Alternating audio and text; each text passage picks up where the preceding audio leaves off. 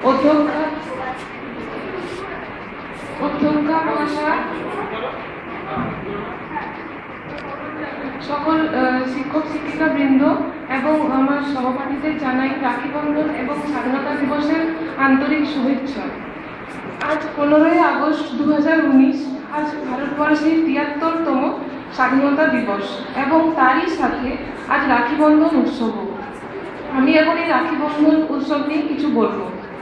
এই উৎসব পালন করা হয় ভাই ও বোনের পবিত্র বন্ধনকে উদযাপন করার জন্য। হিন্দু ধর্মমতে শ্রাবণ পূর্ণিমায় হয় এই উৎসব। এই দিন বোনেরা ভাইদের হাতে রাখি বেঁধে দেন। এর মাধ্যমে বোনেদের বিপদের হাত থেকে রক্ষা করার দায়িত্ব নেন ভাইরা। এই প্রথা কয়েক শতাব্দী ধরেই চলে আসছে। হিন্দু ধর্মে বিভিন্ন ক্ষেত্রে পবিত্র সুতোর বন্ধনকে রক্ষা কবচ হিসেবে দেখা যায়। রাখি বন্ধনের প্রথম নজিরটি পাওয়া যায় হিন্দু পুরাণে।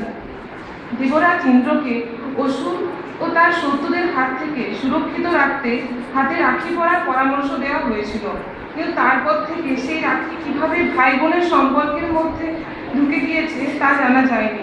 মূলত হিন্দুদের উৎসব হলেও এই উৎসব আজ সারা ভারতে, এমনকি ভারতের বাইরেও সব ধর্ম বর্ণ জাতি নির্বিশেষে জনপ্রিয়তা পেয়েছে। বাংলার ইতিহাসেও রাখি বন্ধনের দিবসের গুরুত্ব অপরিসীম। 1905 সালে প্রথমবার যখন বাংলা ভাগ তথা বঙ্গভঙ্গের চক্রান্ত করেছিল ইংরেজরা, দাঙ্গা লাগানোর চেষ্টা হয়েছিল হিন্দু ও মুসলমানের মধ্যে, তখন বিশ্বকবি রবীন্দ্রনাথ ঠাকুর দুই সম্প্রদায়ের মধ্যে সম্প্রীতি ধরে রাখতে রাখি বন্ধনের আশ্রয় নিয়েছিলেন।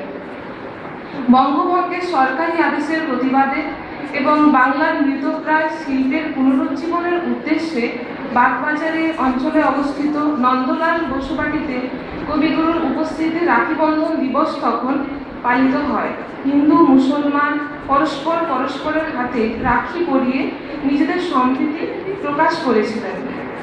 ইংরেজদের চক্রান্তের মুখে তখন অস্ত্র হয়ে দাঁড়িয়েছিল রাখি বন্ধন।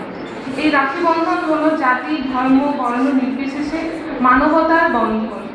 আসুন আমরা সকলে আজ প্রতিজ্ঞাবদ্ধ হই যাতে এই বাংলা সম্প্রীতির সুর এই রাখি বন্ধনের মাধ্যমে বেঁচে ওঠে।